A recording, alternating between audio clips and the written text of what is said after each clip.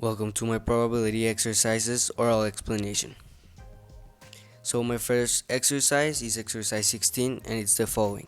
A sports hall has 100 paddle balls and 120 tennis balls. It is known that 65 balls are new. In addition, 75 paddle balls are used. By mistake, all the balls have been mixed. We have two questions. A.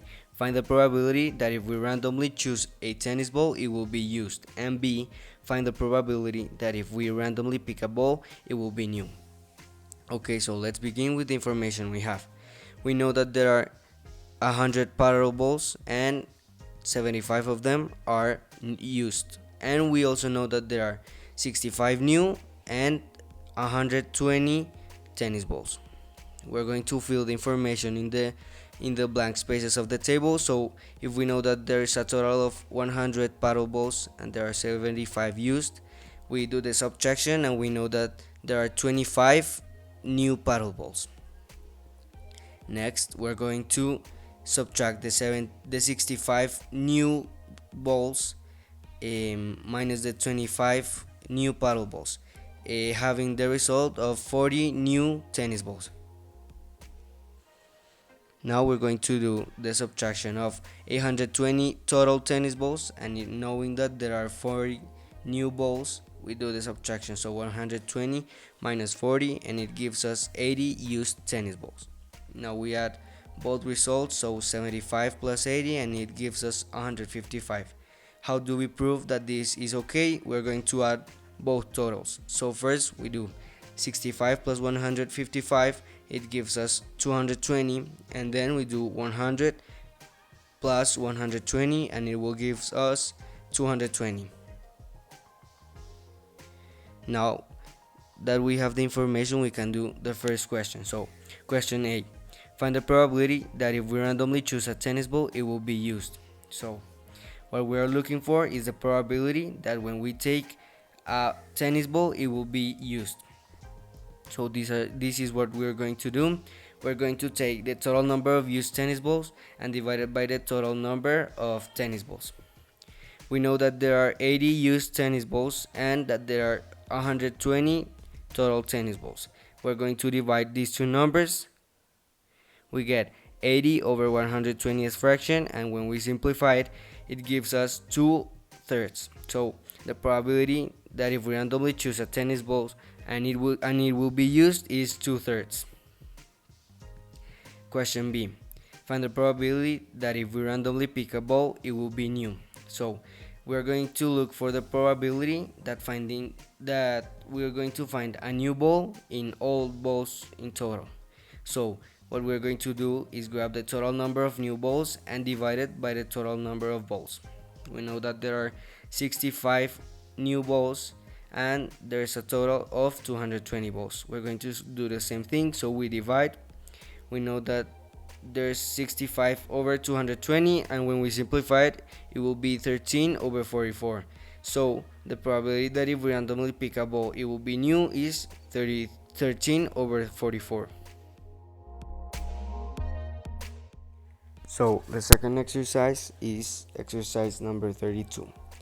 Marta and Katie are basketball players. Marta makes 2 out of 5 shots, Katie 3 every 7. If both shoot only once, calculate the probability of the following events. A. Both have made a basket. B. None has made a basket. C. Only Marta has made a basket. D. At least one made a basket. Okay, so let's begin. So question A is, what is the probability that both have made a basket? We know in the problem they gave us the information that Marta makes 2 every 5 shots, so the probability of her making a shot is 2 over 5, and the probability of Katie, they told us that she makes 3 every 7 shots, so that's the probability. Now what we're going to do is multiply them, because as we know these are independent events, they don't depend in each other in order to make or fail the shot. So we are going to multiply 2 times 3, it gives us 6, and next we're going to do 5 times 7 and it gives us 35. So we have that the probability that both made a basket is 6 over 35. B. What is the probability that none has made a basket? So this is simple logic. If we already know that the probability of Marta making the shot is 2/5, we're going to subtract that probability minus the complete or the 100%.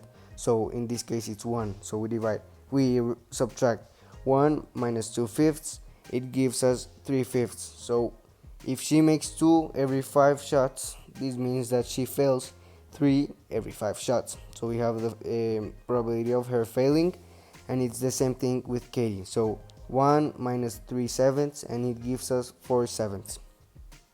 Because these are also independent events, we're going to multiply them. So 3 times 4 is 12, and 5 times 7 is 35. So the probability of not making a basket is 12 over 35. C. What is the probability that only Marta has made a basket?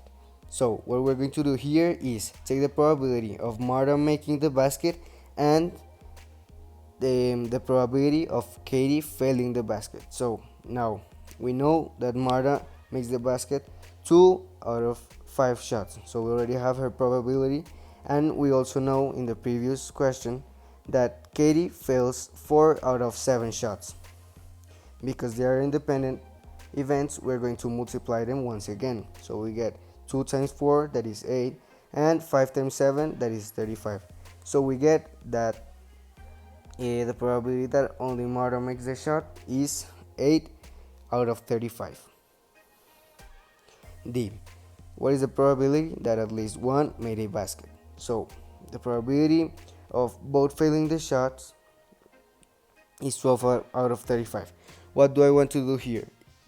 We're going to analyze the question. So the probability that at least one made a basket. So if we know that the probability of both failing the shot is 12 out of 35, what does this mean?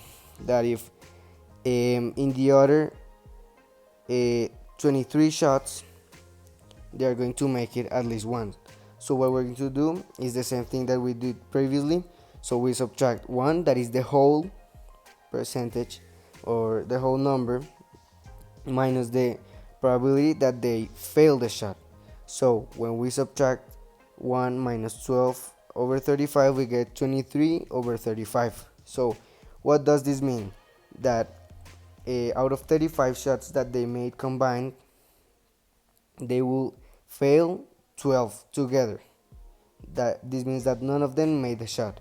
But in the other 23, at least Katie made one shot, Marta made one shot, or both made the shot. So now we have the answer that the probability that at least one makes the shot is 23 out of 35.